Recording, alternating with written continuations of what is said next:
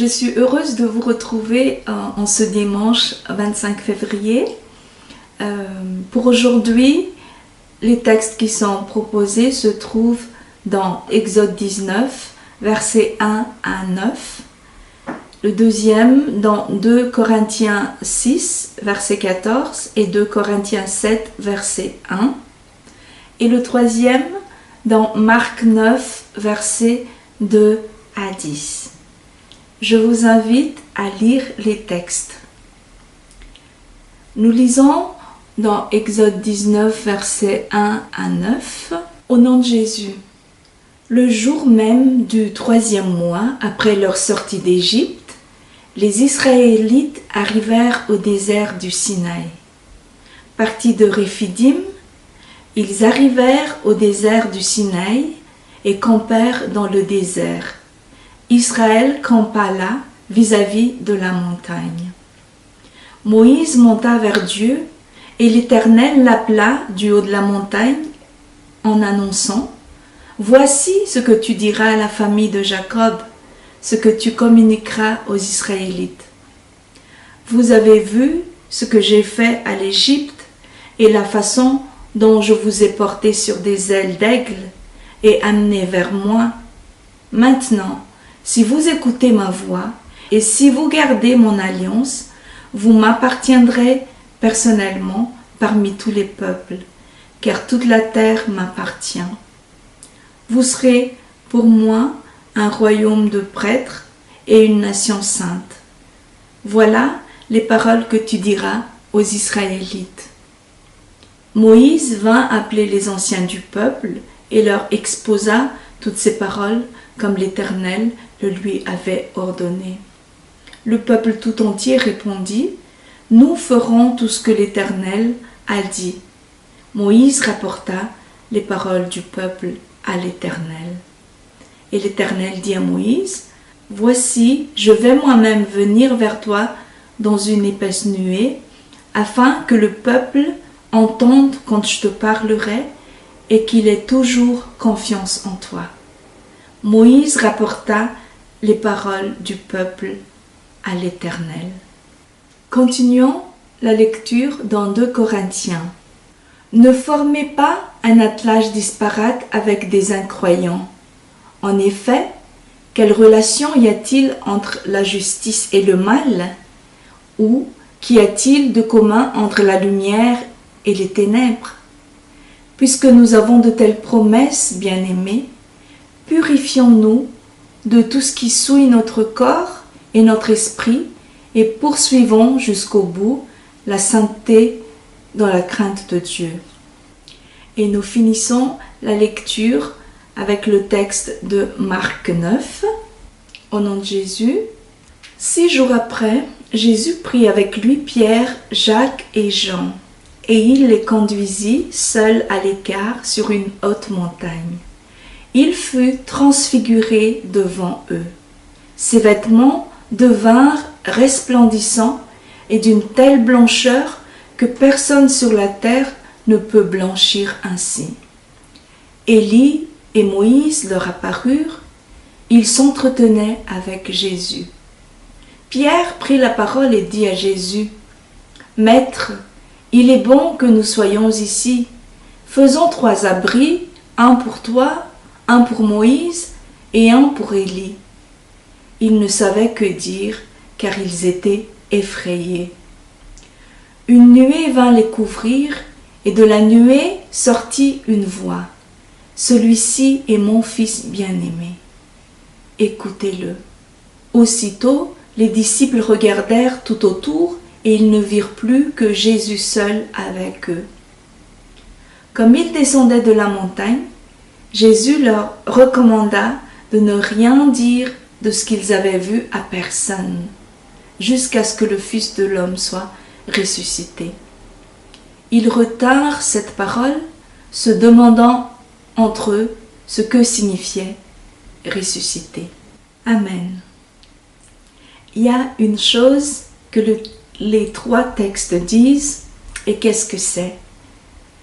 Ils disent chacun que le mal et le bien ne peuvent exister ensemble. Les ténèbres et la lumière ne peuvent exister ensemble, mais la lumière chasse les ténèbres. Le bien chasse le mal, forcément. Le texte de 2 Corinthiens le dit, que le croyant n'a rien à faire avec l'incroyant et le mal n'a rien à faire avec la justice. Les 2 autres textes parlent de nuée et de la montagne, donc de la présence de Dieu. La nuée, c'est la présence de Dieu sur cette montagne. Et le texte dans Exode parle du don de l'alliance. Qu'est-ce que ça a à voir avec le mal et le bien? Là aussi, il y a une chose qui est soulignée, c'est que une alliance que Dieu donne, c'est un contrat. Et c'est l'incompatibilité entre 2 choses. Incompatibilité entre le fait d'être choisi, de devenir ce royaume de sacrificateurs, avoir les bénédictions de Dieu, et le fait de ne pas l'écouter. Dieu dit, si vous m'écoutez, si vous gardez mon alliance, vous serez ma part personnelle parmi tous les peuples sur la terre. Voilà, là aussi il y a une incompatibilité entre le bien et le mal. Le bien, c'est la présence de Dieu. Le mal, c'est le fait de l'ignorer, de ne pas l'écouter. Le 2e texte parle aussi de nuées et d'une montagne, mais cette fois, on parle de Jésus. Nous allons voir que ici aussi, on parle d'une alliance. Cette fois, de nous avec Jésus. Comme avant, le bien consiste en la présence de Jésus, sa présence dans notre vie, le fait qu'il nous bénisse, qu'il nous guide, qu'il nous garde, qu'il vit avec nous. Et le mal, c'est le fait de ne pas l'écouter, de l'ignorer quand il parle, quand il appelle. Voilà, incompatibilité entre le bien et le mal. Nous allons essayer de voir cela, même si ce n'est pas évident au premier abord.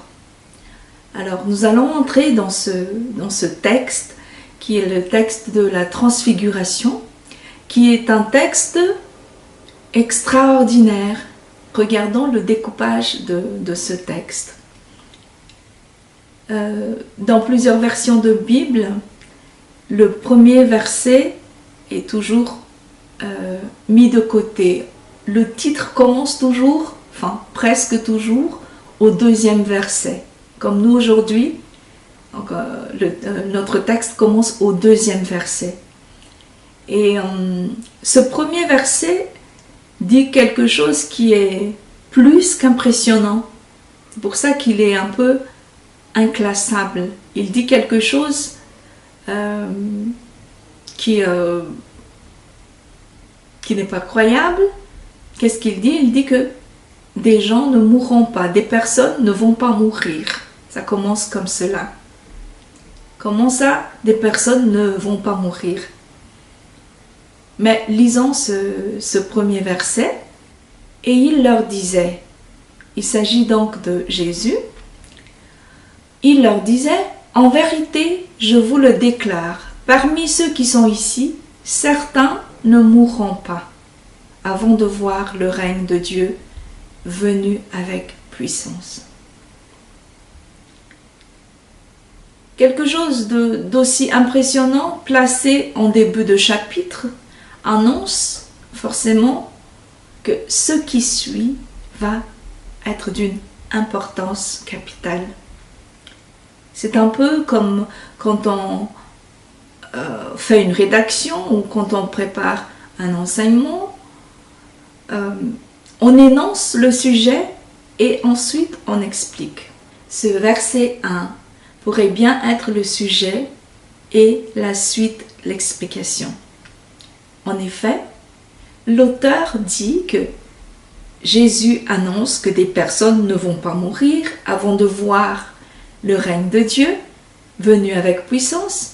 Et en effet, les disciples que Jésus va amener avec lui sur la montagne ne vont pas mourir avant d'avoir vu cette gloire sur la montagne. Cette gloire qui est apparue avec puissance. De quoi parle ce récit? On y raconte que Pierre, Jean et Jacques ont vu la transfiguration de Jésus sur la montagne. Alors une première question, pourquoi eux? Pourquoi pas les autres? Le texte parle aussi de la relation entre Jésus, Moïse et Élie. Le fait que Moïse et Élie s'effacent, entre guillemets, pour laisser toute la place à Jésus. Néanmoins, ils se parlent, ils tiennent une réunion ensemble, et l'évangéliste Luc dit qu'il parle à ce moment-là d'un événement qui allait se produire. Il s'agit de son départ qui allait se passer à Jérusalem. Donc, il préparait son départ. La préparation, c'est aussi le maître mot pour ce qui suit, car j'aimerais aujourd'hui admirer avec vous le talent de Jésus en tant que responsable des ressources humaines. Jésus prépare son départ.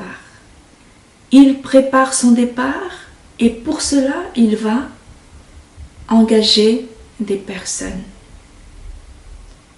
Nous allons voir que le hasard n'a pas de part dans le plan de Jésus. Il existe des sites où on peut trouver, entre autres, la liste de tous les métiers et la description de tous les métiers qui existent. C'est le cas de ce site suisse qui s'appelle orientation.ch, d'où j'ai tiré la description suivante. Le spécialiste en ressources humaines est chargé des différents aspects de la gestion du personnel au sein de l'entreprise où il est actif. Et quels sont ces aspects? C'est la sélection, le recrutement, la formation et la rémunération. Ici, Jésus fait une sélection. On a posé la question tout à l'heure, pourquoi eux? De disciples, il en avait 12 et il en sélectionne 3.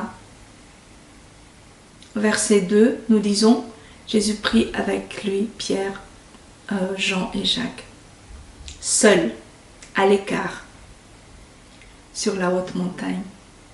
Donc, Jésus choisit 3 personnes en particulier, et c'est vrai que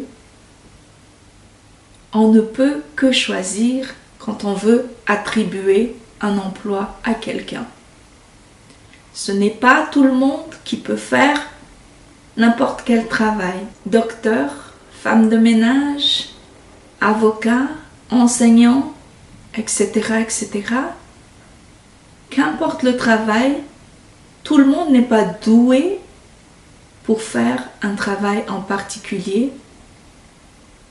Il y a des personnes qui sont faites pour un travail particulier. On choisit les personnes qui sont faites pour ça. Et ici, c'est vraiment le cas de le dire. Ces 3 personnes sont faites pour ça. Ils existent pour ça. C'est le rôle de leur vie. Et là, ils sont en train d'entrer dans ce rôle. Ils sont destinés à cela. Que ce soit Pierre, mais aussi Abraham, Moïse, Joseph, etc. On les connaît par leur mission. Sinon, on ne les connaît pas. Quand on dit Pierre, c'est qui? Pierre, c'est celui qui a fait ça, fait ça, fait ça, fait ça. Il a accompli sa mission. On le connaît par sa mission. Ensuite, Jésus leur montre les choses, il les forme. Il montre des choses qu'ils doivent savoir, des choses précieuses, confidentielles. Il montre ici sa gloire. Il montre sa gloire, qui il est vraiment. Il est qui? Mais il est le Fils de Dieu. Il est le Fils de Dieu vivant, le Maître, le plus grand, celui qu'on ne peut même pas qualifier avec des mots, car aucun mot ne peut le définir. D'ailleurs, Pierre ne trouve rien de cohérent à dire, dit le texte. Mais plus tard, il se passera quelque chose de très fort. Je fais un petit saut avant de revenir sur ce qui se passe sur cette montagne. Nous allons dans un jardin. Nous allons dans le jardin de Gethsémane. C'est dans Marc chapitre 14, verset 32. Il s'agit du récit de la Passion. Là, Jésus montre une autre facette qui montre qu'il est le Fils de Dieu. J'ai dit avant que sur la montagne, il montrait son identité de fils, qui il était vraiment, mais ici aussi, il montre la même chose. Ça montre sa passion pour son Père, sa passion pour les hommes. Là, il décide vraiment de passer à l'action de donner sa vie pour les hommes par amour pour son Père. Et chose extraordinaire, devinez qui sont ceux qui sont choisis pour voir cela, à qui il choisit de se montrer ainsi. C'est Jean, Jacques et Pierre, les mêmes que sur la montagne. Il les laisse voir sa faiblesse, sa souffrance terrible. Il ne voulait pas aller dans cette souffrance, il ne voulait pas aller dans cette mort. Et il avait tellement peur que des grumeaux de sang tombaient de son front. Ça, c'est quelque chose qu'on ne montre pas à quelqu'un, surtout quand on est fort. C'est quelque chose qu'on cache. Mais Jésus choisit de se montrer ainsi. Pourquoi? Parce que cela vient compléter ce tableau de lui. Ce tableau qui montre qui il est vraiment. D'ailleurs, quand il dit « Ne dites rien avant que je ne me relève de la mort », montre bien que cette gloire-là qu'ils viennent de voir sur la montagne ne suffit pas pour décrire parfaitement qui il est. Mais il faut aussi sa mort. Ne dites rien avant que je ne me relève de la mort. En fait, c'est dans cette phrase que Jésus demande aux 3 disciples d'entrer dans cette mission de témoin. Ne dites rien avant que je ne me relève de la mort.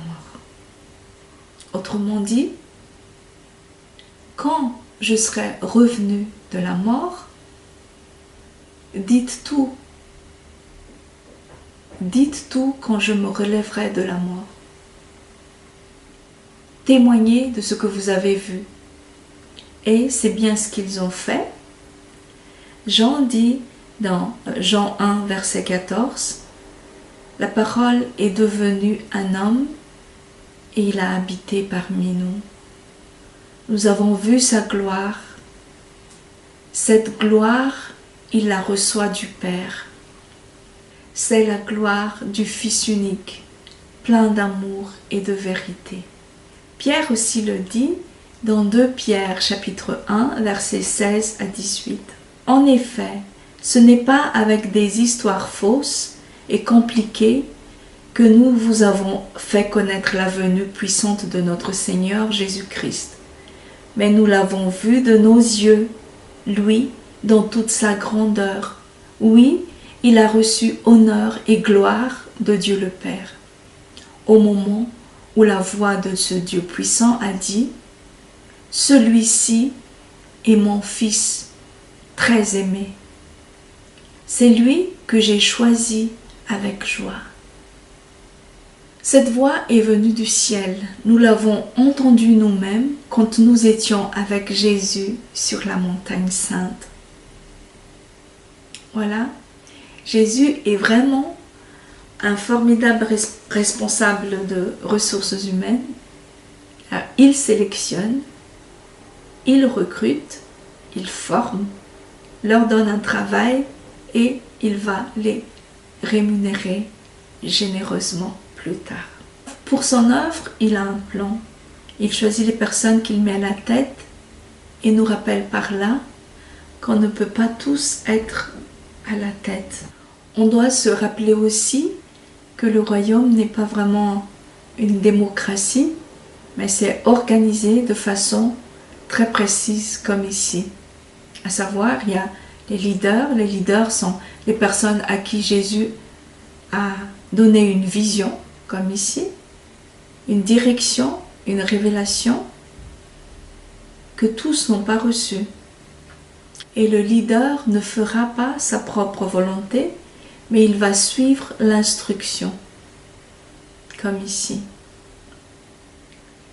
Dieu dépose dans le cœur de beaucoup de gens le même désir pour le même œuvre, mais il faut se rappeler que même si on est certain du choix de Dieu, certain de notre propre appel, cela ne veut pas dire qu'on est appelé à être le chef pour ce travail-là.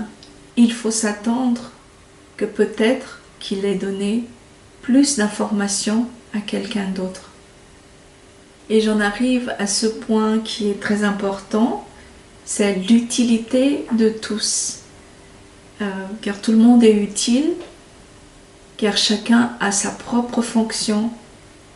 Même si on n'est pas le chef dans un projet que Dieu a mis sur notre cœur, ça ne veut pas dire qu'on n'est rien, au contraire, le toit est posé sur la maison, mais ce sont les autres parties de la maison qui sont importantes. La fondation reste le Christ, et toutes les autres parties sont plus proches de la fondation que ne l'est le toit. C'est la spécificité de notre travail qui donnera de la valeur à notre travail. Le travail qu'il demande, c'est d'être tout simplement témoin des deux tableaux. Le premier tableau sur la montagne et le deuxième tableau sur la croix. Satan essaie de nous faire croire que être dans une alliance avec Jésus est possible sans être témoin. C'est le gros mensonge qu'il essaie de nous faire croire. Nous avons vu aujourd'hui que le mal ne peut coexister avec le bien, mais la lumière chasse toujours les ténèbres. De la même façon, ce n'est pas possible de rester dans une alliance avec Jésus sans témoigner de ces deux tableaux qu'on a vus, qui est le tableau de sa gloire et le tableau de sa mort sur la croix. Jésus a dit que celui qui croit en lui fera aussi les œuvres qu'il fait. Et de la même façon qu'il voulait que le plan de Dieu s'accomplisse jusqu'à la fin, même s'il part, même s'il n'est plus là de la même manière qu'avant. De la même manière, nous aussi, nous pouvons nous soumettre à un plan que Dieu a mis devant nous, que Dieu a déjà écrit pour nous, même si nous ne sommes pas à la tête de ce plan. Nous pouvons aussi nous donner comme lui, il s'est donné. Prions. Seigneur Jésus, nous avons besoin de cet esprit que tu as promis pour nous diriger, enseigner, réconforter. Accomplis ta parole dans nos vies et révèle-nous ton plan. Donne-nous la santé et la force d'accomplir le travail que tu nous demandes.